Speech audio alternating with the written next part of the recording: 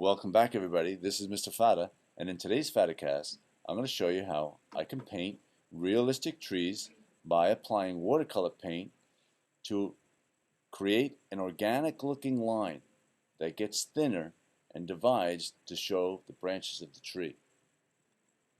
To begin, you're going to need to create two boxes on your piece of paper. You draw two boxes freehand, just like this, one on the top and then one on the bottom. I'm first going to set up my sky and my mountain range that I want for the scene. So I'm going to activate the watercolor by wetting the watercolor set, and then I'll often test the brush off onto the side. Now I point my brush towards the top of the picture and then glide my brush from side to side, allowing the paint to dilute as I go across the scene. It should be light so that it will look far away later on. I'm going to come down to just about that and leave that alone like that. Now I'm going to do the bottom part of the picture. Again, activate the cell and then brush across the scene, pointing my brush towards the line, trying to get a light version of the color. I'm going to come down to about 1/4 of the way down the picture. If the paint leaves little scratchy white marks, I'm just going to leave them alone, but if you want, you can just brush over them again like that. It's important not to overbrush the picture. Once you have the sky, then you let it dry. In fact, I have a new picture here that I let dry that has the sky pictures all set up already.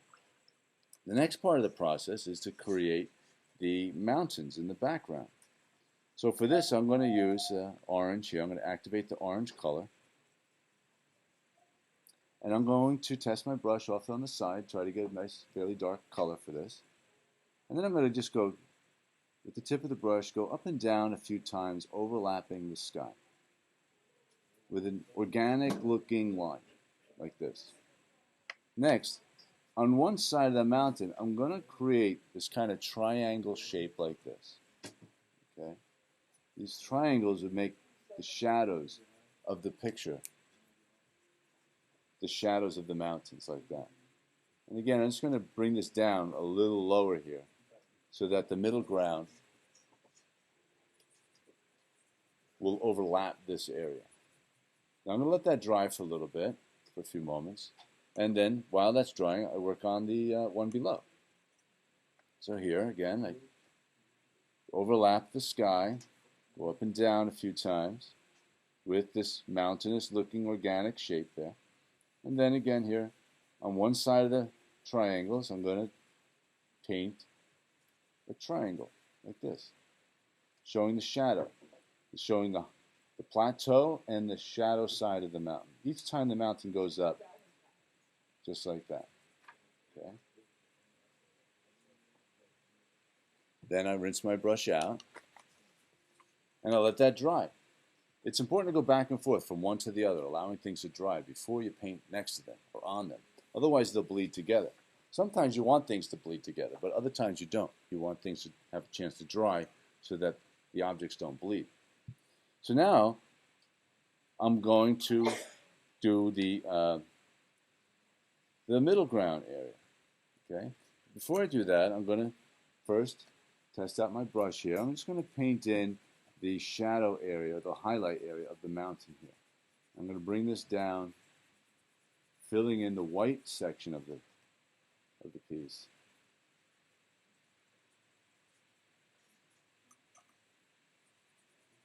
And bringing this color down so that the middle ground area will overlap this. And I could blend that in there, and this will bleed in together like that. For this one, so I used blue, I'm going to use the blue. Test my brush out. That's a little dark, so I'm going to lighten my brush with a little water.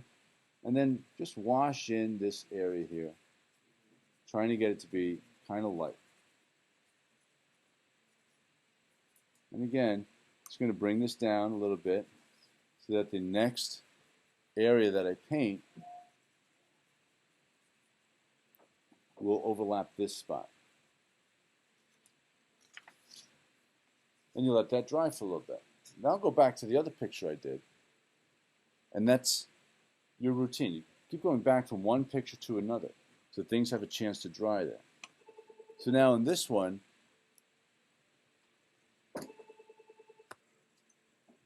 so I wet my brush.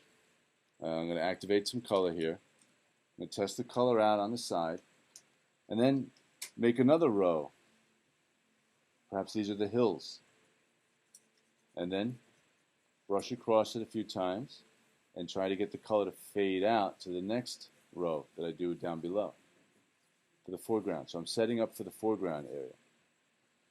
Now the top one here.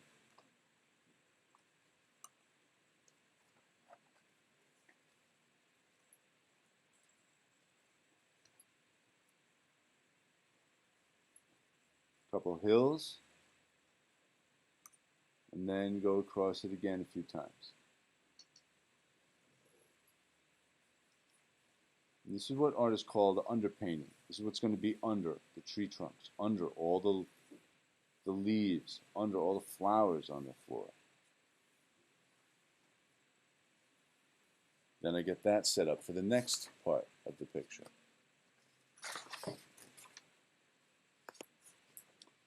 And you let it dry. You try to skip around from one page to the other, back and forth. It only takes things a few moments to dry before you paint next to them. So now I have the sky, the mountain, the middle ground, and this foreground hilly area of grass or fields that come down to the bottom of the picture. And now I'm ready to draw or paint my trees. So I wet the brush, activate the cell. I'm working on a dry piece of paper. All the colors are dry. And from the foreground area, I'm going to push my brush down and come up. And as I come up, I'm going to lift the brush off the picture and move the brush a little bit, wiggling it around like that. So it gets a kind of wiggly looking shape. Now for this, I want the color to be dark. So I activate the cell by brushing the cell until the paint cell gets thick or at least dark with a little puddle of paint in there.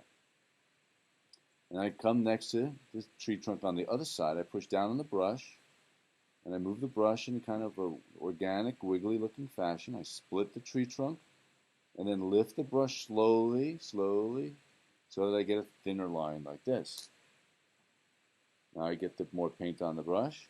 I come up through the tree trunk again. I come up through one of the branches that I painted, and then split the branch again, lifting the brush up so I'm using just the tip of the brush. Now I could repeat that several times, coming out in different spots on the tree. Each time you split the tree trunk or you split the branch, and then you lift the brush slowly, kind of wiggling the brush so that it gets the tree branch to look organic, to have a natural looking flow to it. Come up through it again, lift, and wiggle. It's good to come up through the tree trunk each time so the branches begin to have kind of a texture to them, that I'll see the pattern of the branches on there. I'll see the pattern of the wood on the tree trunk. Also, it helps to get the new branches to look like they're flowing into the other branches. Now I do the next tree. Again, starting from the foreground, I push the brush down to get a wide line. I wiggle it and start to lift the brush off the paper slowly, slowly, so the paint has a chance to spread onto the paper.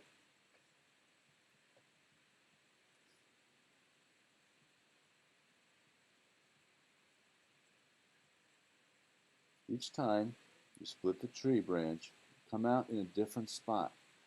And each time come up through the tree trunk so that the branches are integrated into the rest of the tree, and that you begin to show the pattern or the texture of the wood of the tree. And keep splitting and splitting, and try to split it as much as you can, keeping the brush kind of dark, slowly lifting and splitting those trees. I would then let this dry before I put my leaves on the tree, and before I put the flowers or the grasses on the foreground area. It also overlap too.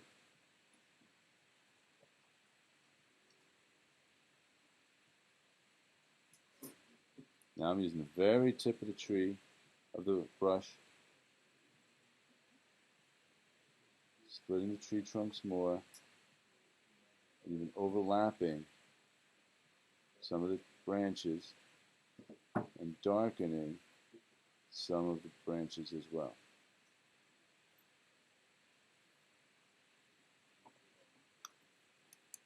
There you have it, everybody.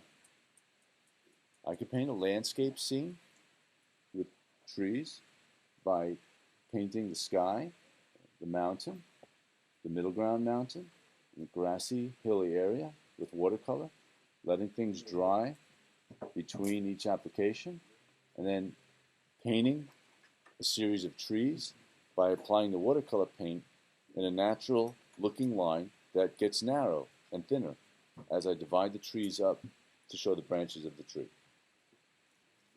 That's our FattaCast for today. Tune in next time.